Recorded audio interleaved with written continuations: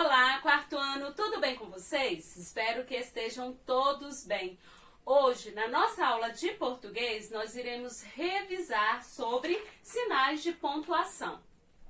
Os sinais de pontuação têm a função de organizar a escrita, orientar a leitura e possibilitar a compreensão do texto.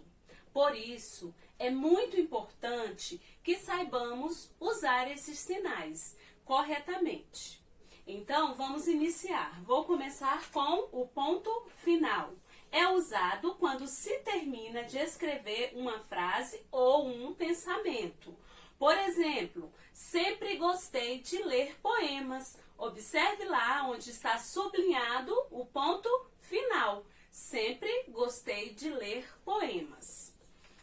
Ponto de exclamação. É usado quando se mostra sentimento de susto, alegria, grito ou espanto. Ah, que susto! Observem aí onde está grifado os sinais de o ponto de exclamação. Ponto de interrogação é usado quando se está escrevendo uma pergunta. Por exemplo, qual é o seu nome? Observem lá grifado o sinal de interrogação. E ponto e vírgula é usado para dar uma pausa maior do que a vírgula. A menina chamou seu pai, depois chamou sua mãe. Agora nós vamos falar sobre aspas. São usadas para indicar citações ou para chamar a atenção sobre uma palavra ou expressão.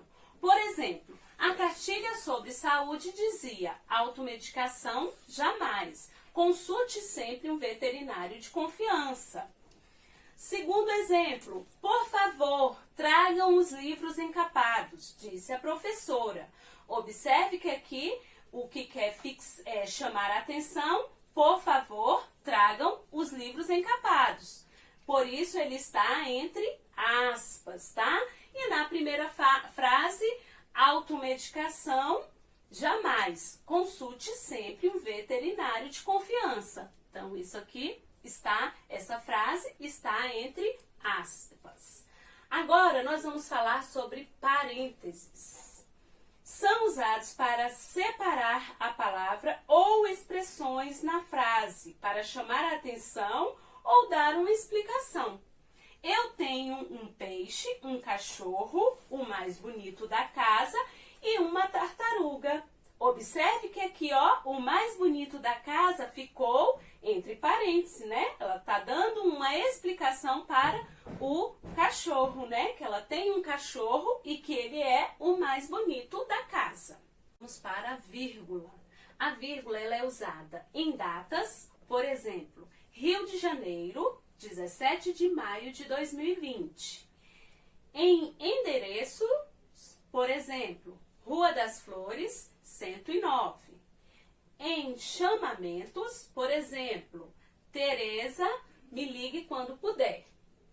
Para separar palavras e frases, por exemplo, eu gostaria de adotar um cachorro preto, brincalhão, macho e filhote. Outro exemplo, o poema apresenta estrofe, a lenda apresenta parágrafo. Sobre o travessão. É usado para indicar o diálogo entre as pessoas e destacar uma palavra ou expressão. Por exemplo, você já leu este poema, André? Sim, ele é muito interessante. Então, nós utilizamos o travessão. Outro exemplo, para dar uma explicação. Por exemplo, a castração, cirurgia que torna o animal infértil, aumenta a expectativa de vida dos gatos, mantendo-os longe de brigas. Agora nós vamos falar sobre reticências. É usado quando não se termina de escrever uma frase e o leitor fica pensando no final. Os gatos são companheiros desconfiados, silenciosos. Então, poderia se escrever mais. Eu utilizo a reticências. Por fim, vamos falar sobre dois pontos. É usado para avisar que um personagem vai falar ou vai se iniciar uma listagem. Aí nós temos aqui, para indicar uma fala ou citação. Por exemplo, Joana falou. Aí eu coloco os dois pontos. Vou à papelaria comprar lápis, caneta e cadernos novos. Antes de uma enumeração de elementos, também é usado os dois pontos. Na estante havia muitos livros, dois pontos. De poesia, de contos, de artes e reticências, que pode dar continuidade, né, à frase. Antes de uma explicação, consegui fazer tudo o que queria hoje. Dois pontos. Estudei, arrumei meu quarto e brinquei com meu irmão. Agora vamos para as atividades, né? Depois da gente relembrar a função de cada sinal de pontuação, nós vamos fazer atividade. Primeiro, livro de português, páginas 100 e 101. Na página 100, você vai ler o texto, a lagarta que tinha medo de voar, e vai circular os sinais de pontuação. Então, você vai apenas circular todos os sinais de pontuação que estiver no texto, tá ok? A página 101, na questão 5, copie do texto a lagarta que tinha medo de voar, uma frase afirmativa e uma frase interrogativa. Então, uma frase afirmativa por exemplo, seu nome era Eliane. Estou afirmando. Essa seria uma frase afirmativa. E uma frase interrogativa mas afinal, o que é uma borboleta? Então, você vai ler o texto e retirar do texto, tá? O primeiro exemplo que eu dei é uma frase que não está no texto, mas você vai procurar uma frase afirmativa no texto. 6. Releia estes parágrafos. Mas, afinal, o que é uma borboleta?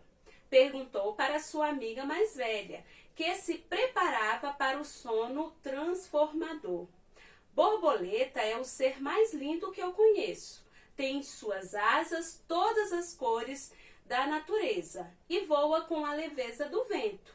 Letra A. Quais são os sinais de pontuação empregados nesse trecho? Você vai observar e escrever o nome dos sinais de pontuação que foram utilizados nesse trecho. B.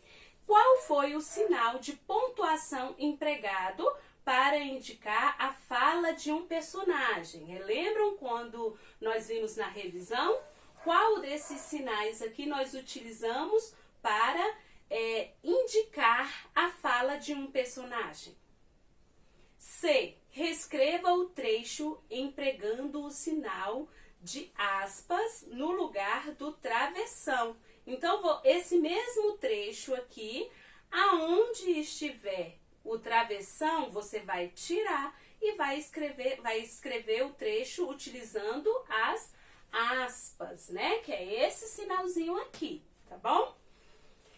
E nós temos também atividade de folha, que vocês vão recortar, colar no caderno de português e responder a atividade da data do dia 21. Ó, é essa aqui, tá?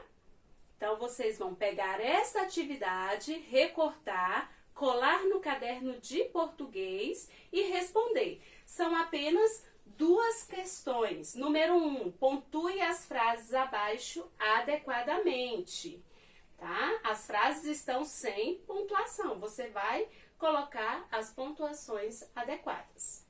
2, complete o trecho abaixo com a pontuação correta. Você vai lendo o trecho e ver quais os sinais se encaixam aonde está as lacunas, tá bom?